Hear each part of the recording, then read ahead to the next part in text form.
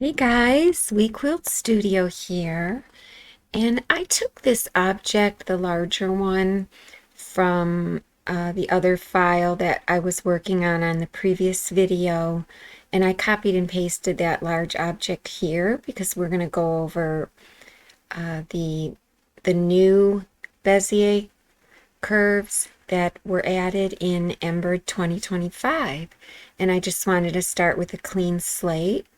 And I also, you could see over here that I copied and pasted the large object and made it smaller because it's just easier to see the nodes. When I zoom in on the smaller object, we'll be able to see all the nodes at the same time. So for this part of the video, we're going to just concentrate on the smaller object. So I'm going to go ahead and I'm going to hide this one either with a long press on the eye or right click, show hide, hide selected. And so we'll just concentrate on the smaller one, and I'll zoom in with Control 1 on my keyboard. And now you can see the entire object, and I'm in vector view as opposed to 3D. And this was the mesh object that we created using the shape tool down here. Now just know that you could create this same mesh object by hitting mesh and then click and then shape, and then which one did I use? I think I used rectangle scalloped. So you can make it using that method, or you can use it. Let me just hit escape here. Escape again, or you can use it down here using this tool. So in this video then we're going to show you the difference between the old nodes, I'll call them the old nodes, and the new nodes now in Embird 2025. We still have access to both of them, and that's what's so amazing about Embird. I mean, what software allows you to choose between the simple type nodes and the more advanced nodes, which are technically called cubic Bezier curves or nodes. That's the more advanced one, and those are the ones with the handles. The old style that we're used to seeing in Embird are actually still Bezier nodes or Bezier curves, but they're technically called quadratic Bezier curves. So I'll kind of show you the difference between the two in this video, and how to swap between the two and assign different nodes to different Bezier nodes. And so we'll get started on that. So I'll just click on this green object in the object window, and before I hit edit for this object, I want you to notice in the object window that there's this little red dot up at the top of this object. That little red dot symbolizes the last stitch of the object. So it's not necessarily the closing node for the object, although they could be the same location. They could be one in the same node, but it doesn't have to be. They could be different. Like I could have the last stitch down at the bottom, yet the object itself closes up at the top. And if I have the last stitch down at the bottom, the red dot will be down here. So to edit this design, you can hit edit over here, or you can right click here and click edit, either way. So I'll just click up here. I'll just click edit over here.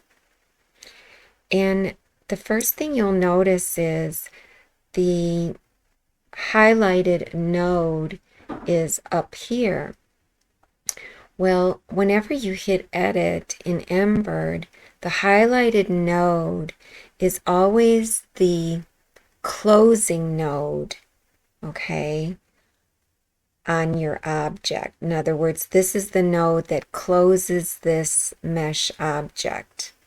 So it's not necessarily the last stitch. However, in this case, it is the last stitch as well. You see this long horizontal line, that signifies the last stitch.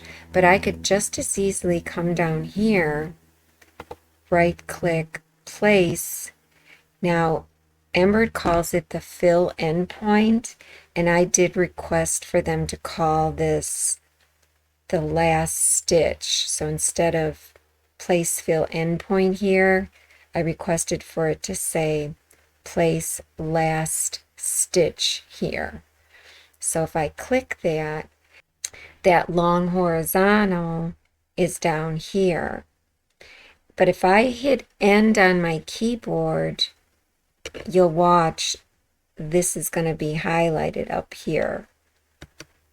I just hit end and that became highlighted. That's because end on your keyboard signifies or jumps to the closing node, the node that closes this object. So even though this node, if I pull it away, you'll see, even though this node closes this object, it's not the last stitch of the object. You can tell Embird to make the last stitch anywhere you want. The last stitch is still down here. And if you do a sew sim on the object, you'll see, yeah, it'll still start here because I have the starting node here. I didn't change that. That's the one that gives you the plus sign. It'll start here, but it'll stop stitching here. So the starting node and the starting stitch do seem to kind of be the same thing in my experience. Let me Control Z again. Okay, so that long horizontal is there. And I'll hit the check mark. And now you see the red dot jumped. The red dot jumped down here at the bottom because that's our last stitch. Even though if I go ahead and hit edit, whenever you hit edit, the ending node or the closing node is the one that's highlighted.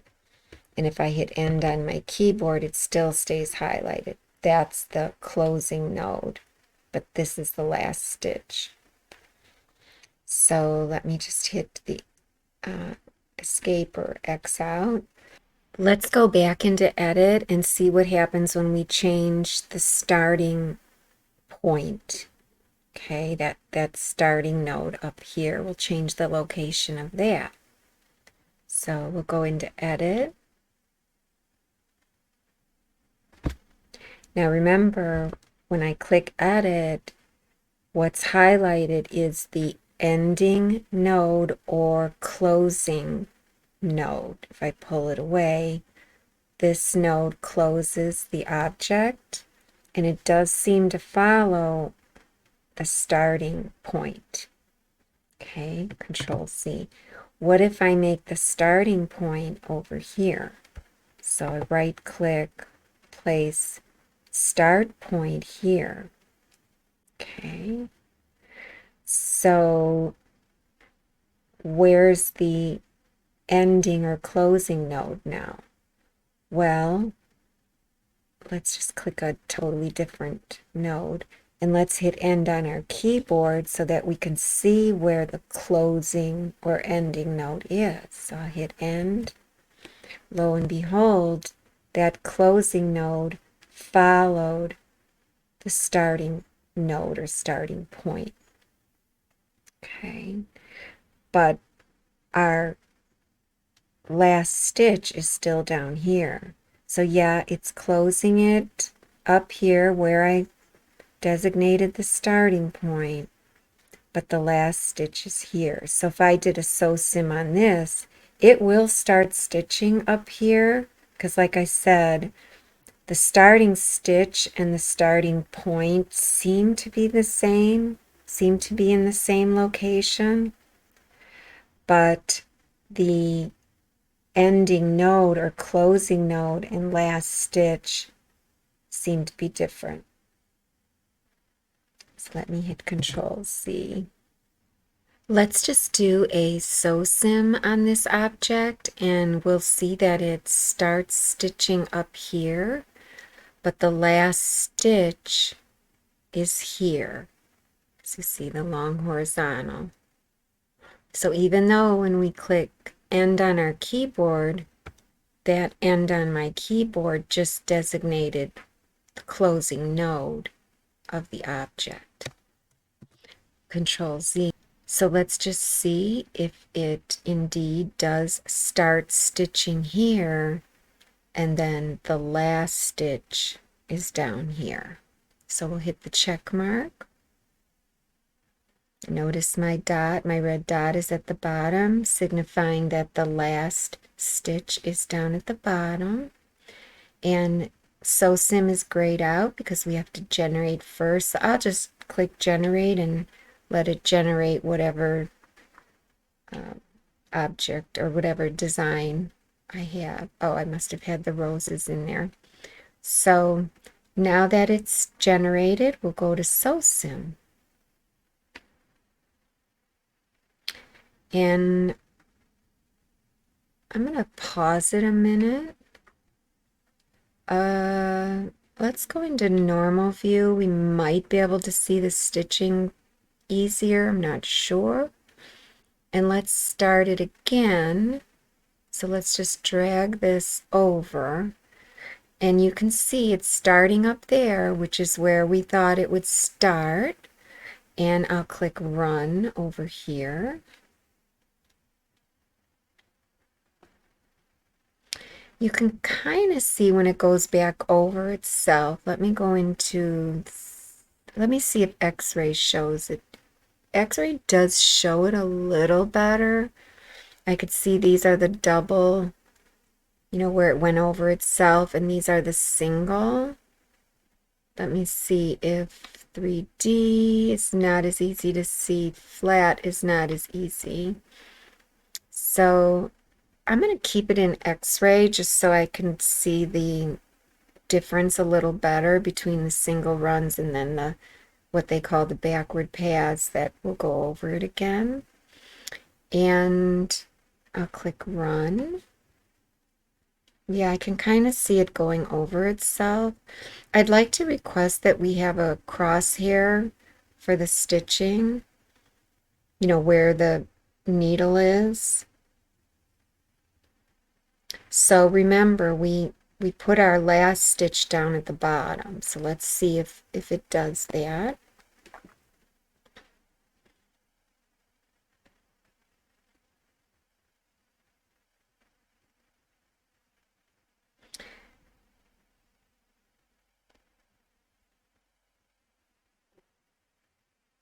I would speed it up, but I do want to just see the difference between the two, you know, travel stitches and what we call the backward paths. So it's filling in here. Okay, now it's traveling all around here, and it's going down here, and it's over there. It's up there. Now it's coming back down, and it did look like it ended there. So that almost looked like it was a third layer, because doesn't this line look thicker right here? It does look thicker. And even this looks thicker, almost as if, you know, for it to end down here, it had to add a third layer of stitches right here and along the edge. That's what it looks like to me. But it did end down there because I could see the tie. See how thick that is right there? That's the tie off. And this is the tie on. And I can zoom in here or with the plus sign. You zoom in though, you can use your right mouse and pan, and you can even see the stitch points, but you can see down there that that's the tie off and that's the tie on. And I could click here 1 to 1 And I'll just hit stop to go back to the screen. So it did indeed end its stitching down there. Let me zoom out one more. So let's go back to the edit screen and let's put everything back to the way it was at the beginning of the video, and we'll talk about the new Bezier curves that we get now in Embird 2025. So we'll go back into edit. And remember, when we hit edit, what's highlighted is the ending node or closing node. And we're going to put our last stitch up here because that's how it was when we started the video. Control C. And I'll right click, place, fill endpoint or last stitch here. So I've noticed that whenever you do create a shape with Embird's shape tools, Embird does place the last stitch right on top of the starting stitch or starting point. So when you click edit on your keyboard to edit your design, the node that it's highlighting is usually the last stitch, and also it's the closing node, just so you know. Control Z. So this is how it was when we first started the video. I'll just hit the check mark and you'll see that my last stitch jumped up to the top. So now we're going to talk about the new Bezier curves in Embird 2025. So we'll click edit over here. And you'll notice again, when you click edit, what's highlighted is the closing node of the design. So this closes the object, I should say. So Control Z. And if we want to see the starting node highlighted, we hit the home button on our keyboard.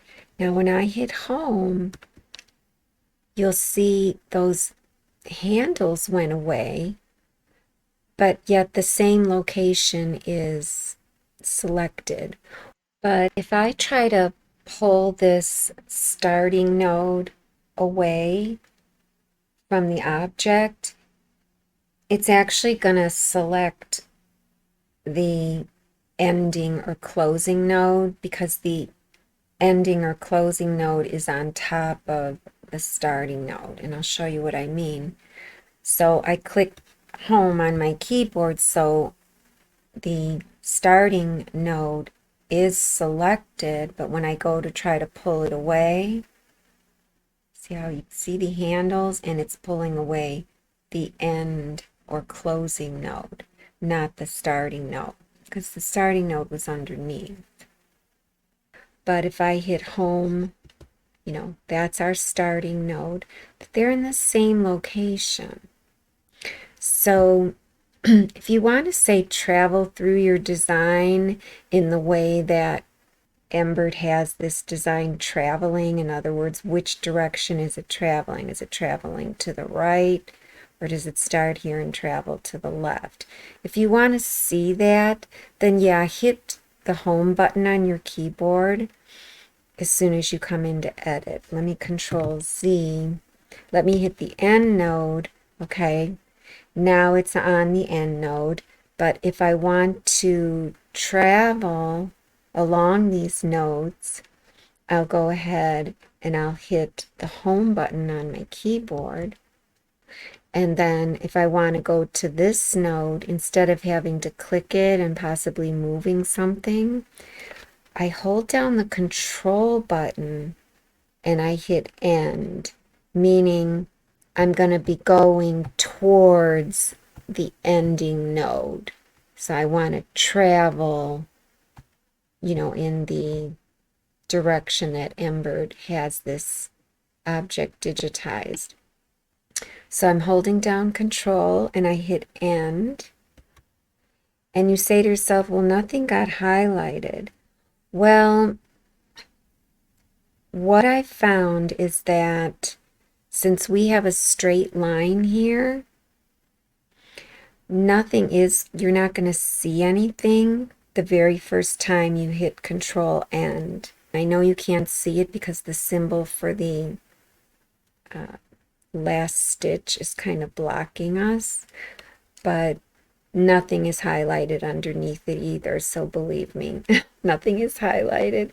So I hit Control End once, which stopped the highlighting of that first starting node. And I'm going to hit Control End again.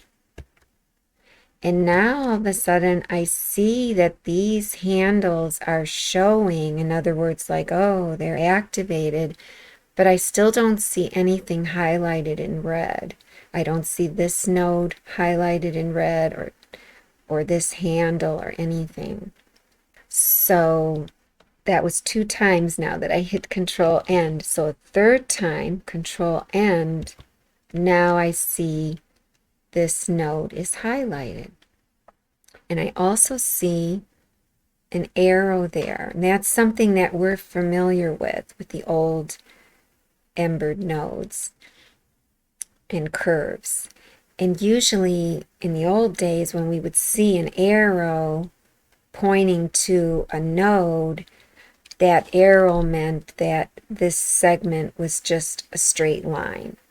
You know, if it were a round purple circle when this was highlighted, or even when it's not highlighted, if we would have seen a round circle there, we would be like, oh, okay, that's a curved section of the design. But since it's just an arrow and it's pointing to this node, we remember that means, oh, okay, it's a straight line. And it is a straight line.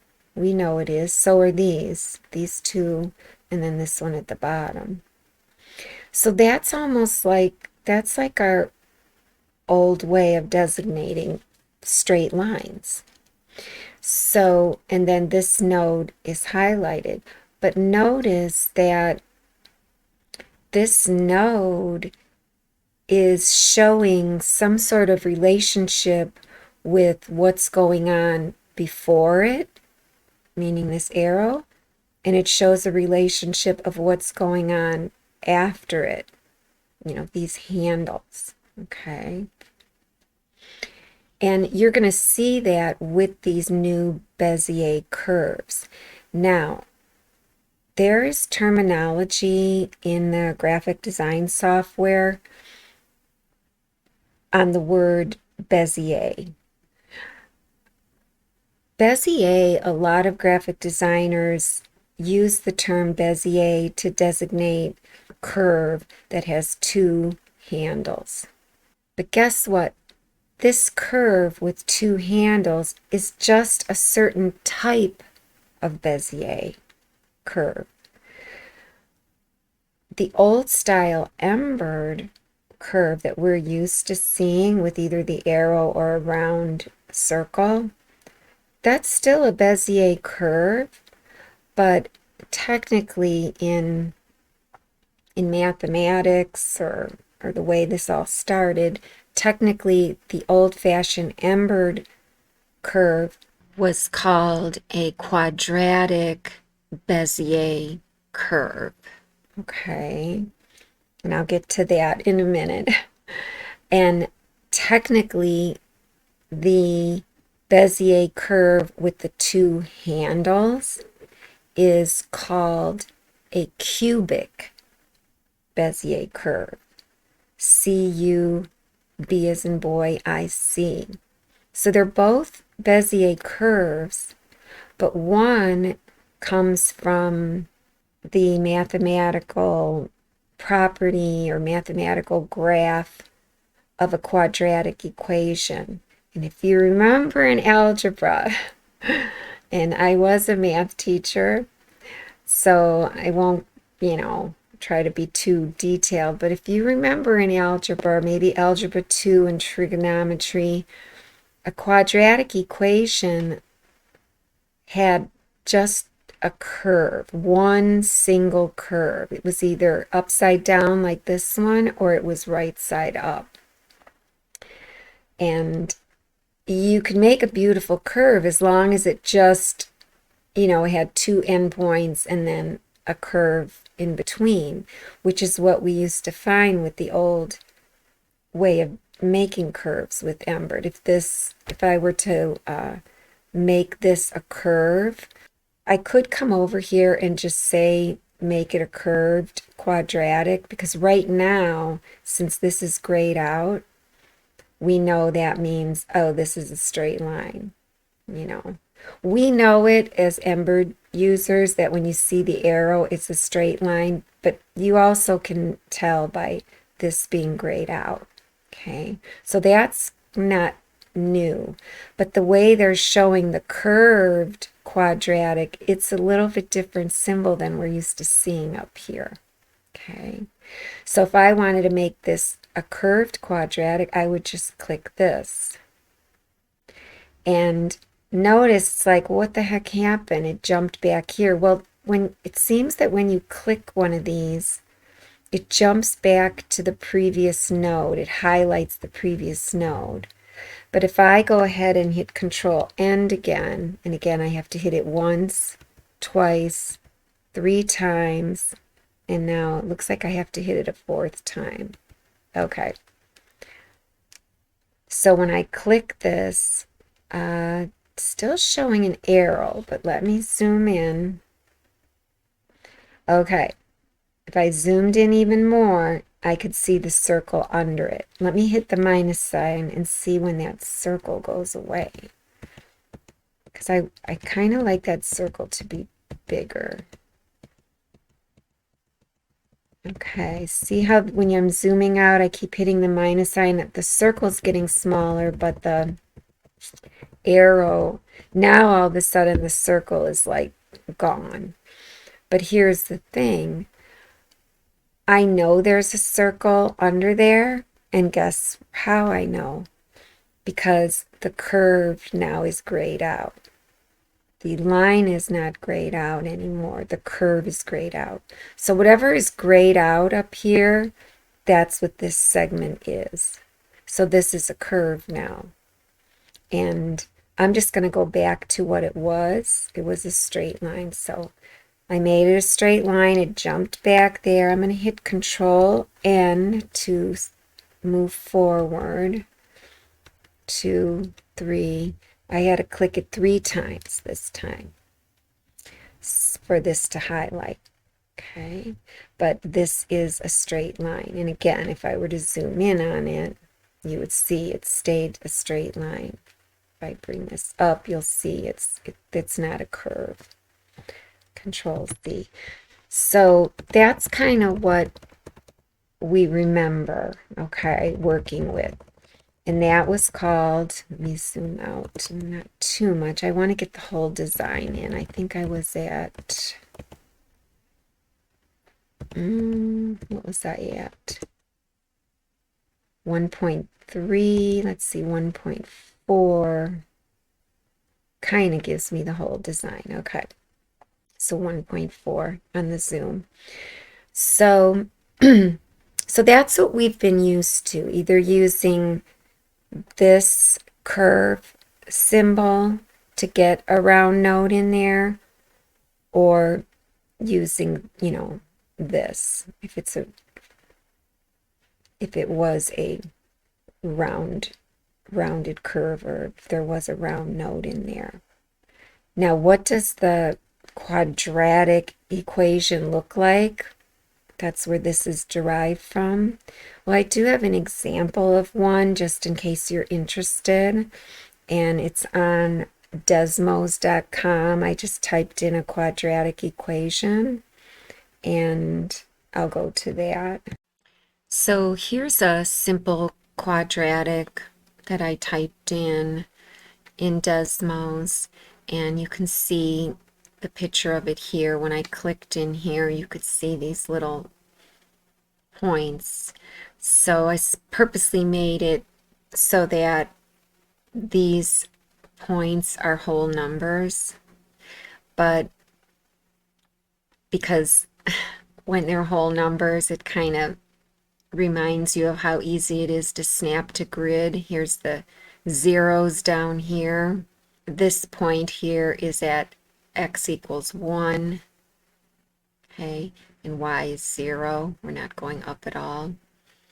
So, and this one is x is 3. Here you come over 3, and y is 0. We're not going up at all.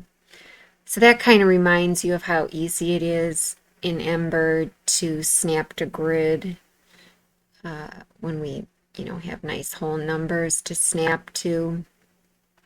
So that's why I chose these numbers. But the symbol of a quadratic in Embird is this upside down curve. And that's why Embird chose this as their symbol for their quadratic Beziers, our old-fashioned types. Now, if this first term here were a positive number, this would be flipped. So if I got rid of this negative sign, now I'd have to zoom out to see the curve. So you'll see it's upside down now. The curve is this way. So Embird just chose to show their symbol for the old-fashioned, I shouldn't call it old-fashioned, it's just a certain type of Bezier curve called the quadratic Bezier, and it's just simpler. And yeah, it's easy when it's just, a curve with one round node in the center. It's easy to make it smooth. But if you had something more elaborate, you really want the cubic Bezier curves. And the cubic Bezier curves are being shown on Embird as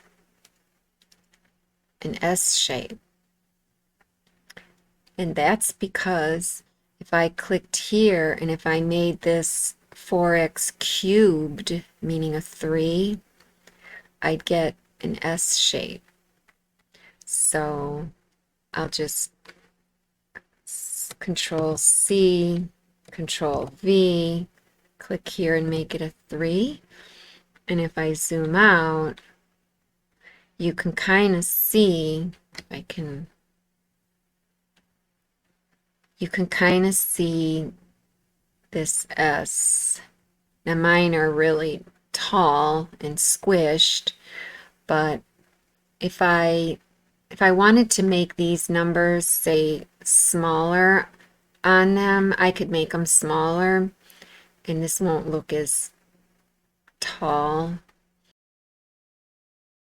I'll just make like that a 1. Usually you just have nothing there, and it means there's a 1. I'll make this a 2, and I'll just make this a 3. It's a little bit wider.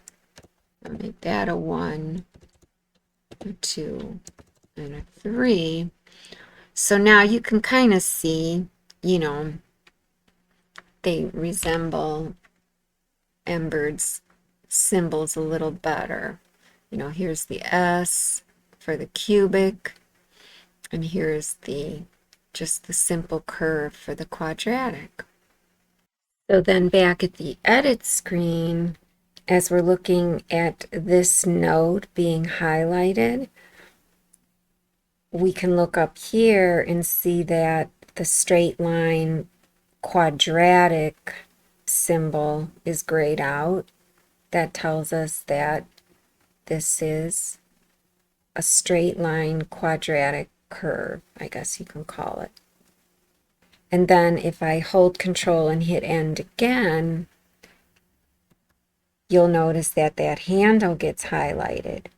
So that handle is kind of considered a node, but we call it a control point, or that's what they call it in kind of engineering or graphic design when it was first created. If I hit Control Home to go back to that one, we call that node that's connected to the handle, we call that an anchor point.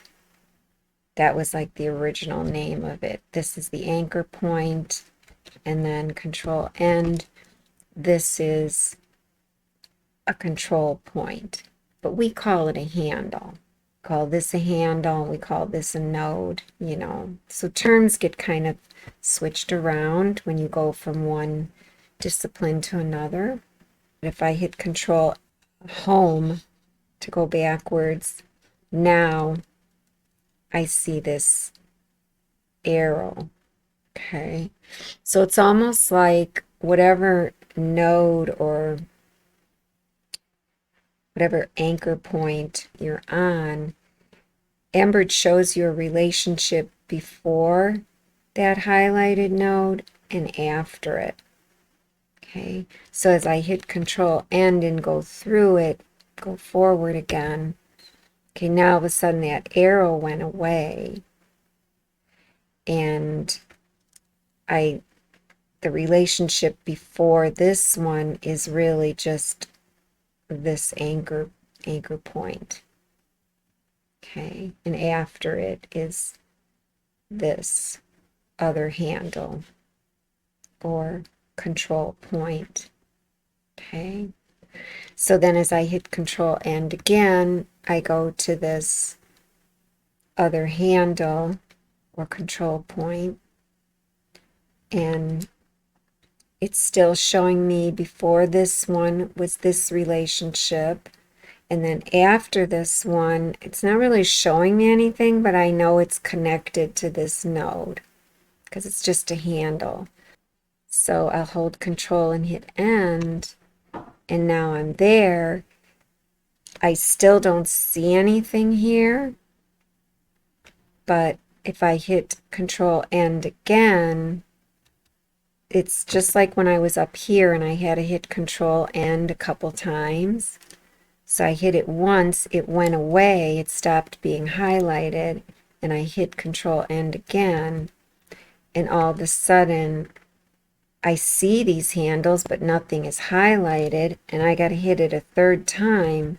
Now this gets highlighted, and I see this arrow. And that arrow with this highlighted shows me that it's a quadratic straight curve or whatever. I hate to call it a straight curve, but it's a quadratic curve that's straight. So you are showing relationships before and after your anchor points, but it's like, you know, it seemed like I had to hit Control End 3 times.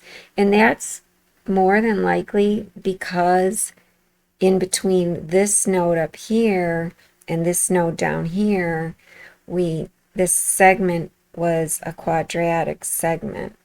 And so it's like when you hit Control N, nothing happens. That's once, twice, 3 times. And now I see this and this. So I'm going to keep hitting Control End until I come over to say this node. So Control End, Control End, Control End, Control End, see nothing, Control End, that's the second time, Control End, that's the third time, Control End, Control End, and Control End. So now I'm over here. Now notice that this S is grayed out. Well, that's because this is a cubic Bezier curve, because it's grayed out. Now, you may say to yourself, okay, well, if this is grayed out, that means that this is a cubic Bezier node, okay? But what are these? And I would think that if this is a cubic, then wouldn't these be available for me? Well, the reason these are not available is because the segment, okay, that's after this node is a quadratic segment. And that's why you only see one handle on this node. Because if this segment were cubic, just as this segment is, then I would see another handle here that kind of governs this part of the segment. But I don't see another handle. And that's why these are grayed out. As you can see up here, these require you to have a handle coming off both sides of your anchor point. Okay, even this one requires you to have handles coming off both sides. And this anchor node clearly doesn't. So that tells us that this segment here must be quadratic. And it is, because if we click this node here, we can clearly see the arrow. Yeah, this is just a straight line, a straight quadratic line or curve. I always call them curves because that's like a blanket. That's what we call everything in algebra or graphs. They're curves even if it's straight. So I hope that doesn't confuse anybody. But yeah, this is quadratic. That's why when we were down here, we only saw one handle. Okay. And so how do we make this a cubic Bezier? And do we want to? You know, I mean, don't we want this to be straight? Well, I mean, I could make this a cubic segment and still have it be straight. So if I click on this node, or if I hit Control End, I hit it once, twice, 3 times, okay. I can come over here to this node. It is selected, and I can say, okay, I want to make that cubic. If I make this whole thing cubic, then when I do click back on this node, I'm going to have 2 handles coming off of it. So let's see. I'll make it cubic. Okay. There's a handle there, and there's a handle, you know, our original handle. And, you know, I also have a handle here because I made this entire segment cubic, and it's still straight. And notice that as soon as I made it cubic, these options became available, these 3 options. And we'll get to that in a minute, but you can see, you know, these options, if you recall, require a handle coming off each side, and in fact, that's what we have here. We have a handle coming off of each side of this chosen node or anchor point. And we also have it up here. We have a handle coming off of each of these. We still have these options. Because remember, when we made this cubic, we clicked here and we made this whole thing cubic. We made the whole segment cubic. So we have a handle here and here. So the handle emanates from the node and it stops there. This line you're seeing is, you know, the straight line of the side, you know. So don't let that confuse you. That line is not part of these nodes. If I pull this out, you know, now the line is curved. Control C. And same thing here. If I pull it out or pull it in, that line is curved. But when this was undisturbed, this line was straight. And now we can clearly see the relationship that this node has with its previous segment and its next segment. And we can see them clearly because they're both cubic segments. Whereas when this was quadratic, we didn't see anything there. That's what told us it was quadratic. But now when this is selected, we can see. So whenever you click on a node, that node does share a relationship with whatever is going on before it and whatever is going on after it. So I can take this and drag this one in. I could drag this one in more, or I can drag it out. And, you know, there's the S that we see is the symbol for a cubic Bezier. So in between two nodes, two anchor points, you can make an S with a cubic Bezier. But you can also make an arc. And you can make an arc that's symmetrical, just like you could when you snapped a grid on just the quadratic. I can make this symmetrical. I can make these snap to the same grid point, or I could pull out a guide. And so now I can make these snap to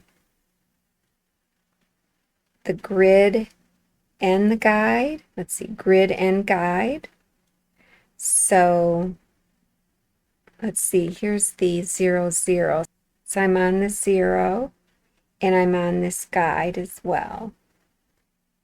And so I'll just take this one and I'll go, I'm on the 0 grid line and I'm on the guide.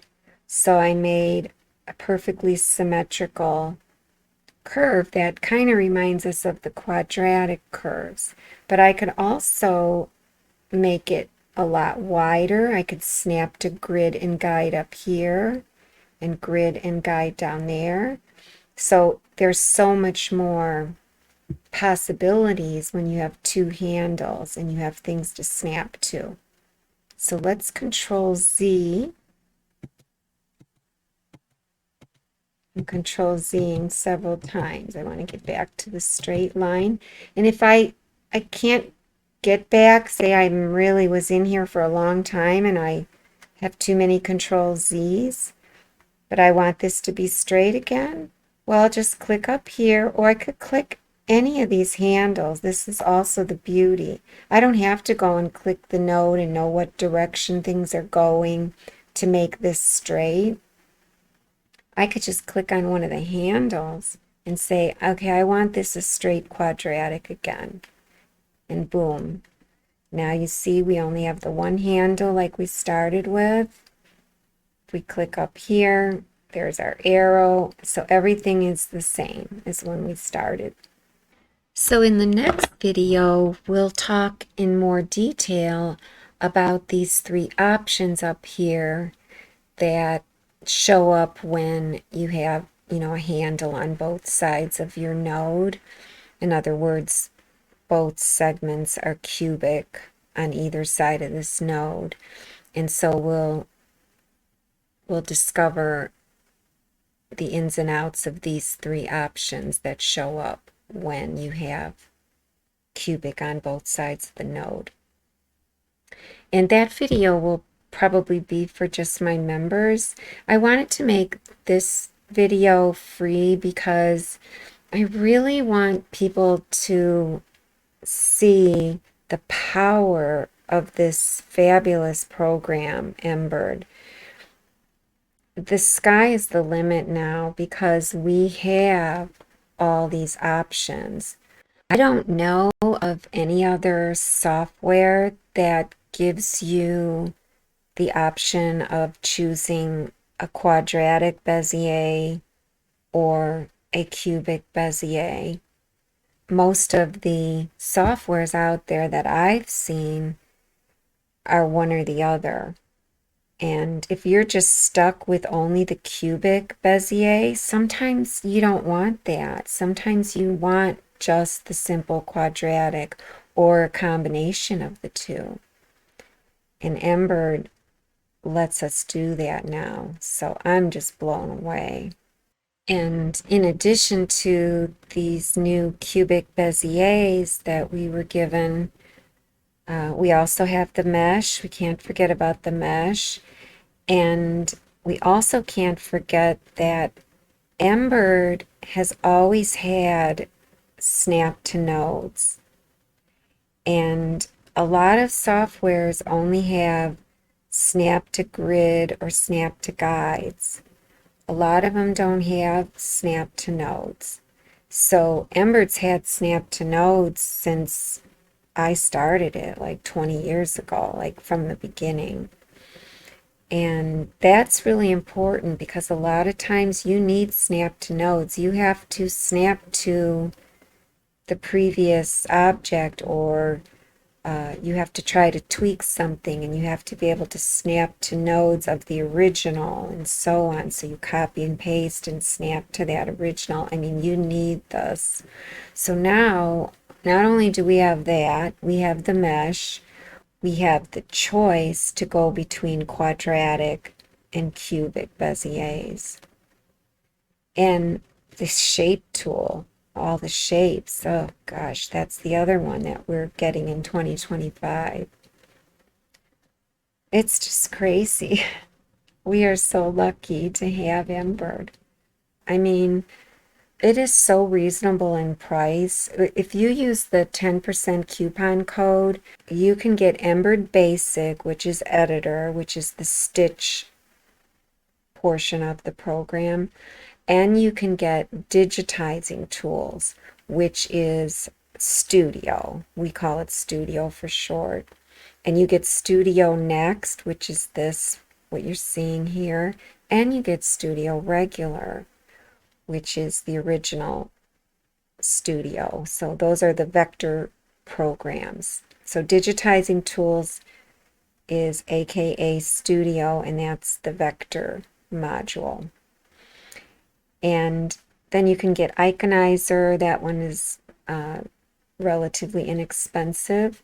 So you can get those modules, Embird Basic, Digitizing Tools, and Iconizer for about $330 or something to that effect if you use the 10% coupon code. So let me hit the check mark here, and I'll type in the coupon code for you. We'll go to text. We'll go to the Embird text or the Embird alphabets. So these are pre-digitized, so you don't have to really tweak them or anything. And I'll use my alphabet 16. That's a really pretty font with serifs. So we'll go with that font, and I'll click on the work area. And the coupon code is HJTYM. And I can center it later. I can move it around as well here. And I'll hit the check. And there it is there. We'll right click group. On group 1 is taken. We'll group 2. And I'll hold Control and Alt and C to center it. And I'll hold Control and select the mesh above it, and I'll generate both of them. And then we'll go into 3D. Go into 3D, and there you go. So that's the coupon code that you would use at checkout at Embird's eShop. And I'll show you how to get there. So you would go to embird.net, and then you would click on eShop and purchase software.